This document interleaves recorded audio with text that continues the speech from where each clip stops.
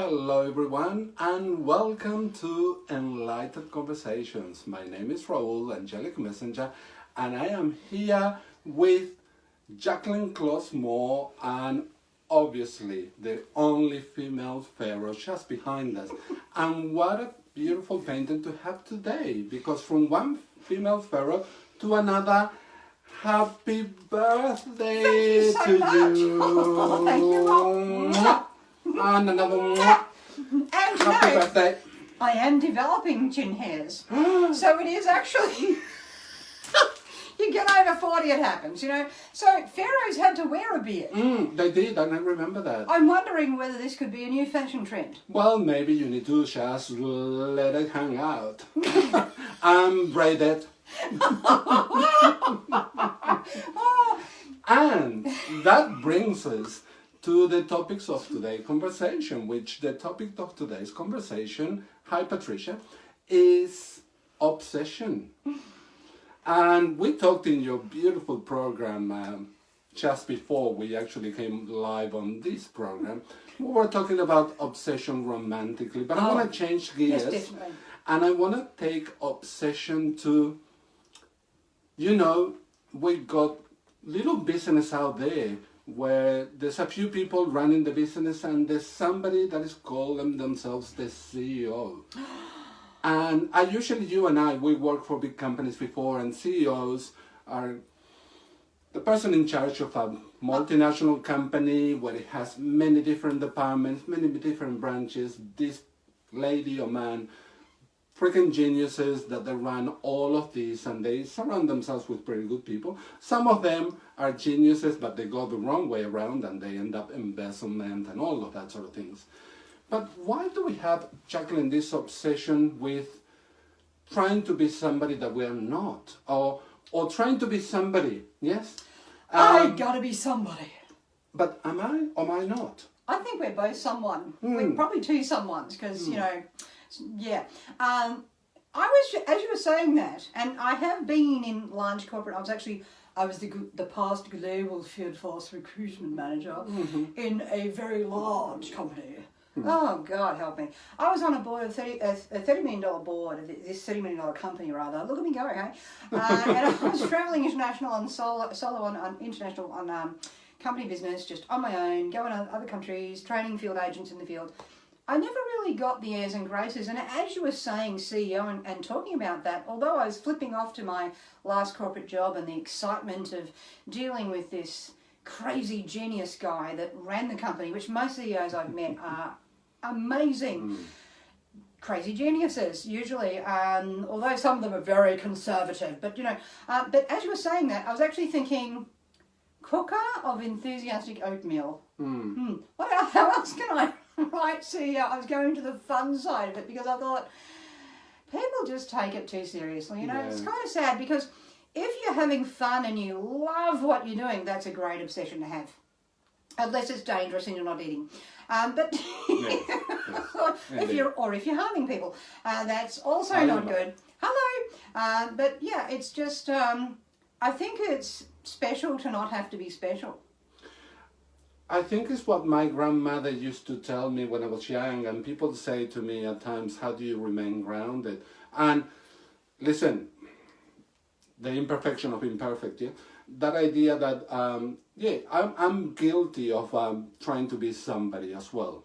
And the idea of grounding yourself to say, never forget where you came from. And never forget that I used to clean toilets. I remember, like you, traveling around the world, checking in a hotel, not checking in a hotel.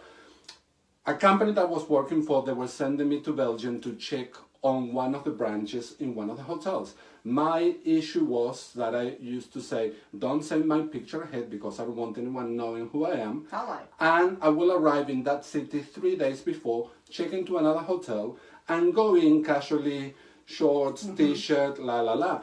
Walking into this hotel and finding this dear housekeeper, hands and knees, toothbrush, cleaning the grouting of the marble. And I'm saying to her, oh my goodness, what a brilliant job, and do you do this all of the time? And she looked up and said, oh, no, sir. In about 3 days' time, somebody really important from the company is coming. and the general manager told me that I need to clean. Yeah. And that idea that, long story short, that I was more important than a guest walking through that door and giving them the same experience. And you know what? I was working for the same company. So, hey, I'm coming to your hotel. I'm not even paying for my stay. And you're making this whole hoo-ha about me. Hence why I will check in somewhere else and go and check it out beforehand. Yep. And I didn't want my picture plastered on notice board saying, Raul is coming. Mm-hmm.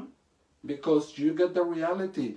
And I never forgotten that I used to be that lady. I used to clean those. And I can still do it. But it's about realizing if I am somebody today, don't believe your own tale. Don't try and be bigger than you are. Yeah.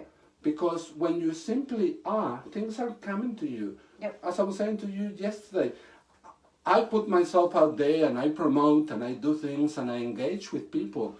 But yesterday I got an interview from a company that wanted to interview me as an author. And I didn't go and knock at their door. They actually seeked me out. Yeah. But it's only because I'm putting the right energy out without believing that I'm going to win the Miles Franklin's Award. And if that's what you go for it with all your might. But they asked me on that interview, what would you say to an up-and-coming aspiring author? And my answer was, write with love and write because you can no longer help it. Don't write to be famous. Because then you're coming from the wrong direction. Yep. And it's the obsession of the instant gratification of, I am an author, I am a published author. But I'm an influencer. Correct, I'm an influencer, a Facebook influencer. So like, you know what? I truly, heart in my heart, I don't need a business card that it says that I'm an author to be an author. You know what my business card is? My little angels talk to me being read by these two little boys in Bhutan. In Bhutan, it blew my mind.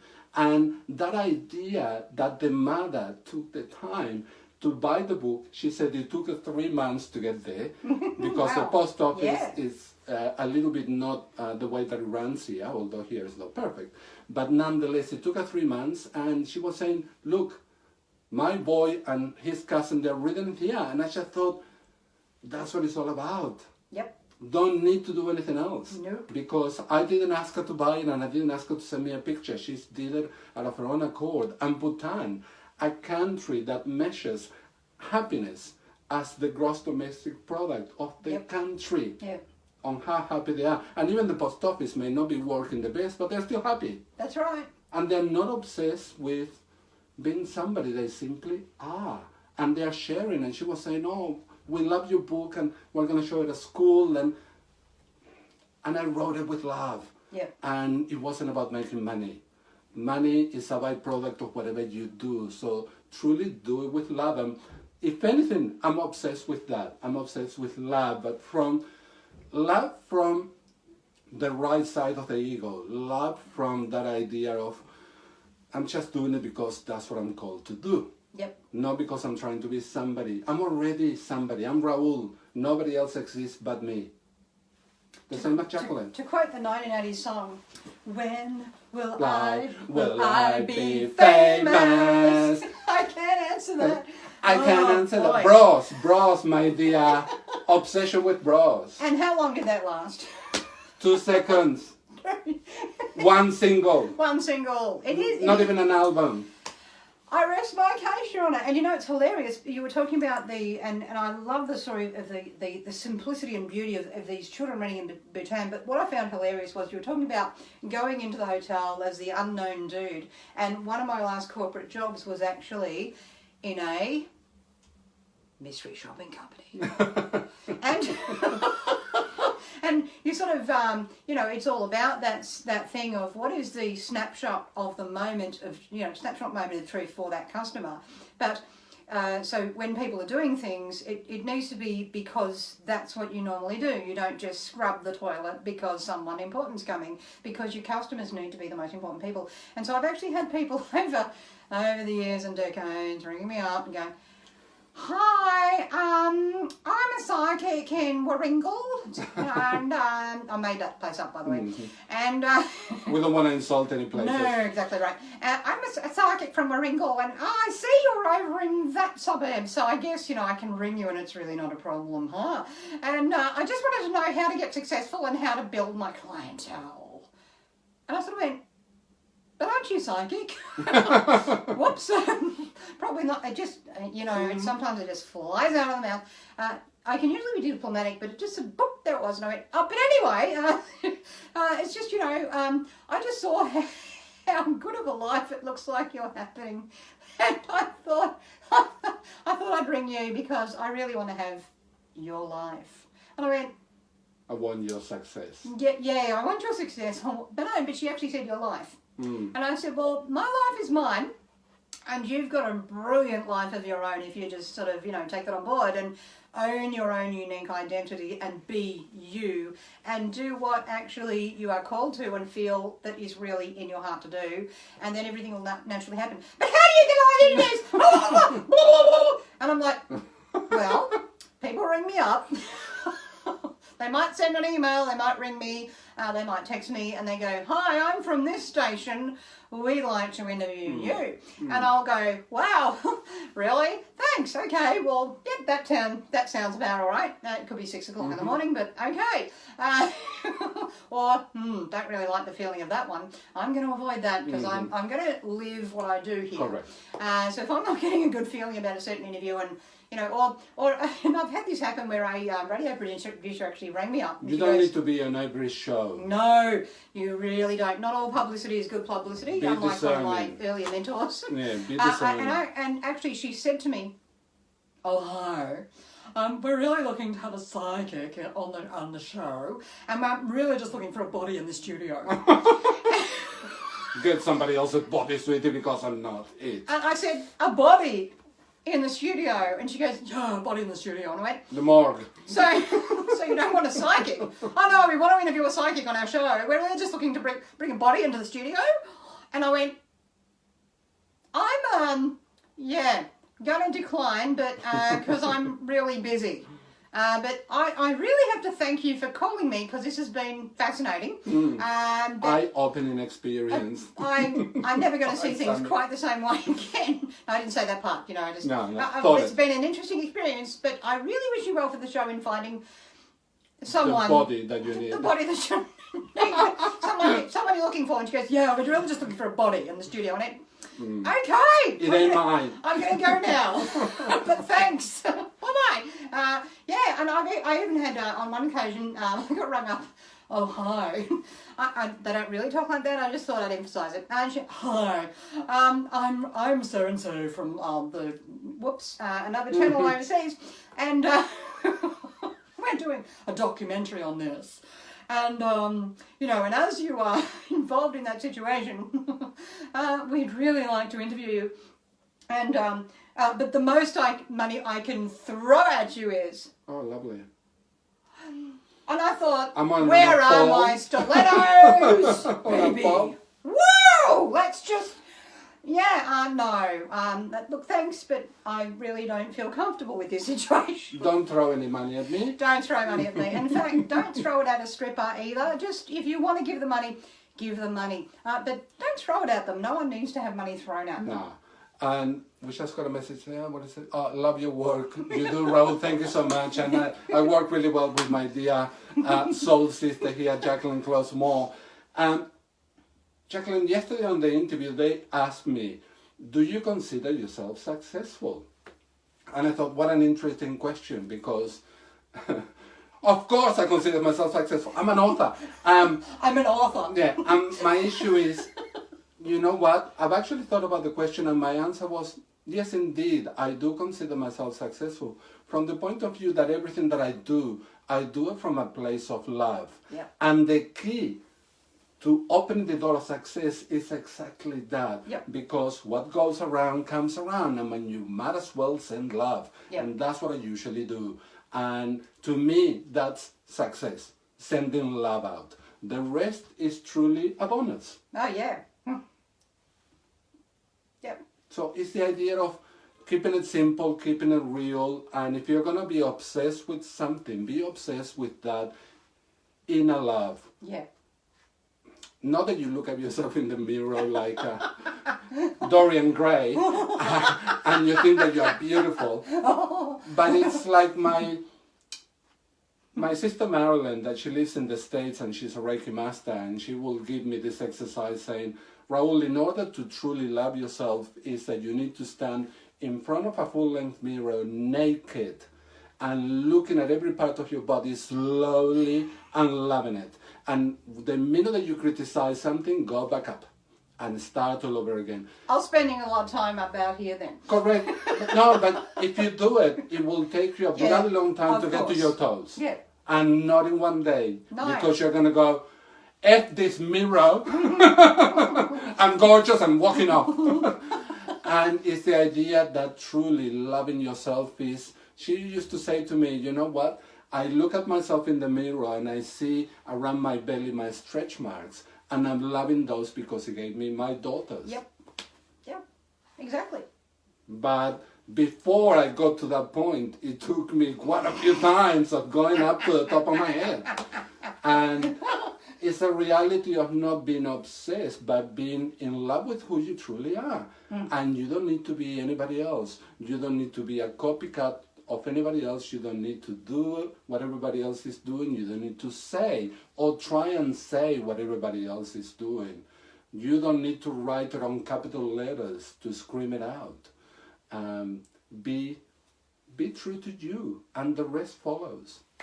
Sorry, we got a message there. I was watching with James David the other day when you receive a message to contact Metatron. And yes, and I did. And James gave me that message. I just pop in and James said, oh, by the way, Raul, I got this message. You need to get in touch with Metatron.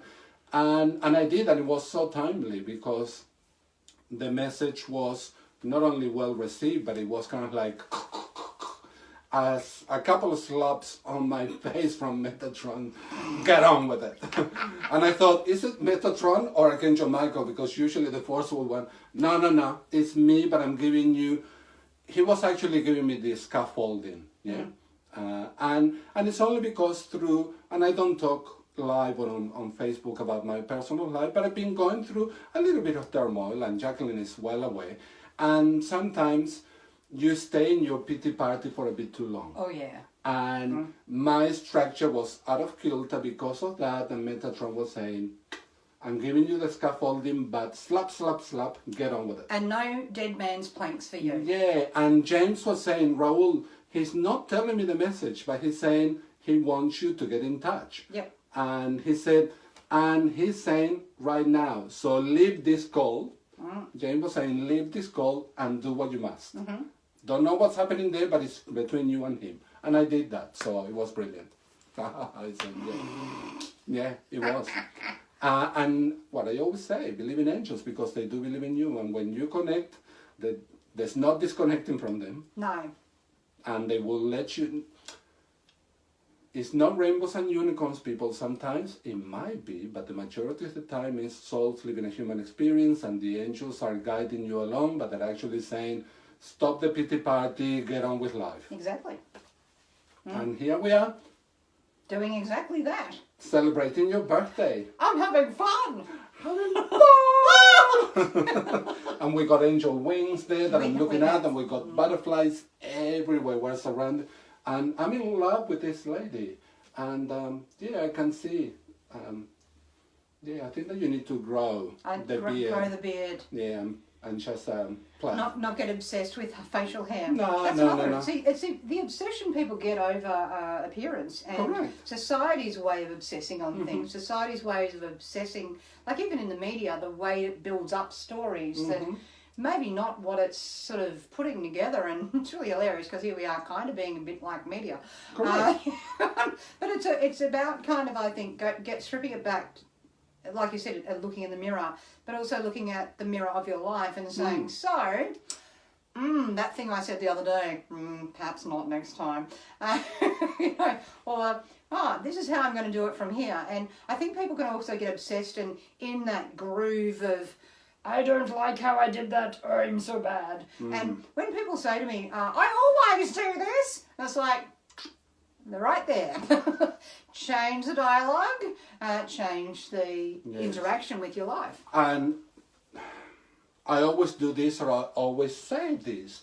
And there are people out there, yes, that something fantastic happens to you. And you got friends that they say to you, I am envious, or I'm so jealous.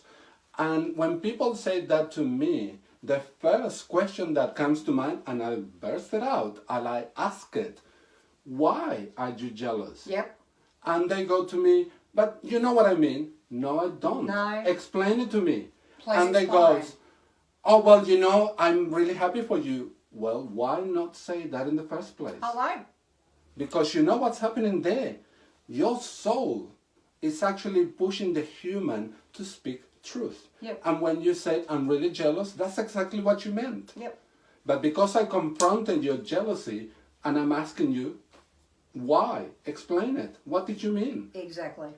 Oh, you meant that you're happy for me? Well, say that. I love it when Australians say, not bad.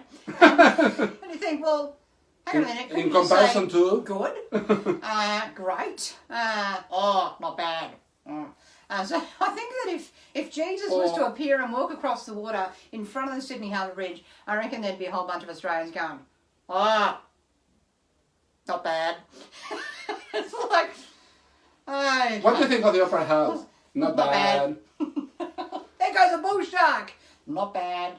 They were interviewing the other day on television because it was the anniversary, not only of the Opera House building, but they were selecting the up-and-coming architectural designer. And the son of the architect that designed the Opera House came to Sydney to be the main judge because he became, like his father, an architect. And they were asking, what do you think that your father will think? And what are you looking for in the new up-and-coming architect? And he simply said, somebody that actually could do what my father did. Yeah. Something that will be totally different, but it makes sense. It fits, and it fits with the environment. Yep. It acknowledges where it actually has been plumbed. Yep. It acknowledges that it's rising. Yeah. Yes. And it has functionality because although the Opera House looks beautiful, it needs to function within society, not just something pretty. Yep. You got theatres inside, you got restaurants, cafes, lobbies, And bookshops. stairs. Lots of and stairs. lots of stairs. Yeah. But it's the idea that it needs to be part of society. Yeah. Which includes ramps or lifts. All of that. And But all these things. if I was there not long ago, and when you go to Sydney in July, you're going to see that they're doing all of that. Yeah, beautiful. Because a lot of people that they're traveling around the world, they're on wheelchairs or they're on a walking stick, on crutches. So they are creating all that. That when that was designed, perhaps we were not that. I think also that amazing architect, he was given a mandate and then the mandate was pulled out from under him. Yeah. And so his actual design was never actually realised. No, and that's why he never came to see it. Yeah. So I just wonder, what provisions would have actually been in that original design. That we never got to see. That we never got to see. And, so, there's a question of obsession as well because there was obsession over the funding, there was obsession over how long it's taking. There was his meticulous detail. Yeah. And all these different obsessions actually competing. But in a sense, the architect let go of the obsession by saying, do what you must, but I'm not coming to open it. Correct. And that was the best thing he could have done, even though I think it was heartbreaking. It was heartbreaking, but also he was acknowledging his ethical stand. Yeah. If you hire me to do this and you selected me as the winner out of all of these different architects, that's what I put forward. So why are you going to change it now? His son was extremely diplomatic because the reporter was asking along the lines of that, and he said, I cannot really speak for my father. Yeah. I can only say that I'm in awe of being here. Yeah, something that he was involved in. I like the way he handled that. Yeah, he was really. That's the best way he could handle something like that. And it's interesting because when you're dealing with people who are obsessed about you, or obsessed about what you're doing, and we talked about the jealousy and all these sorts of things, as the person who's the, I guess, focus of that kind of energy, it's like, okay, so here's how we're going to handle that.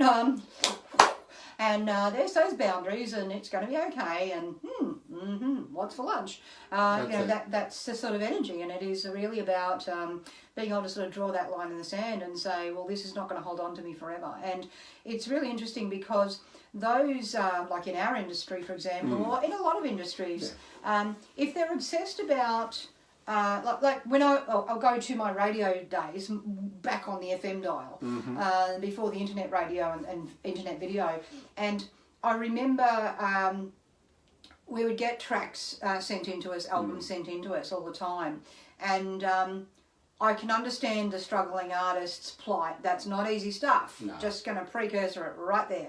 But it was interesting to see brand new artists who would simply send you the CD. Yes. They'd have a business card with their details on it. Boom, full stop, done. And it was amazing, some of those artists, the absolute beauty in their work, because all of their energy was simply in their work. And then you got other artists who sent you an essay about what each song meant, and some of it's handwritten, and you must mention before and after playing any song exactly where to purchase this, which is only this particular shop, and what its hours are. And I'm sort of like, I already feel like I know what this sounds like, but I'm going to give it a listen because probably I've got a bit too much time on my hands. I don't know. I didn't really have a lot of time on my hands, but I always seem to just give people a bit too much of a chance. But I listened to it and it's like, I used to be able to hear in the first 10 seconds whether I like an entire album. I really would. Because you tune in here. Tuning in here, but you're also, you feel it coming through. And so you listen to that and I'd go, not going in a website. 10, 20, 30. Thank you. Really want to hang up now. All right, what about the next track? And then you'd... And then the next track, and you're like... And the next track. And the next track. And you were like... Wow. Next album. So those were the ones that didn't get played. The obsession for because the obsession is about fame. It's not about, here's my work, my heart's in this. I don't have to tell you that. Yes. You'll hear it. And so a lot of the times when you actually interview famous recording artists and you ask them what their song's about, they may go into a story about it, or they may go, well, I like it to speak for itself. Like some songs will literally, they'll just go, oh, it speaks for itself, you know, like that. And they'll say, and the interviews of recording artists tend to be more about life, about views, about different sorts of things, about the tour they got coming up. But it's not so much necessarily about, you know, and I ate a hamburger at 6:45 while I was recording this, and then I got into the tuna sandwich, even though I'd well and truly had too many carbs already, and got into the protein, and I'm just overdoing the calories now.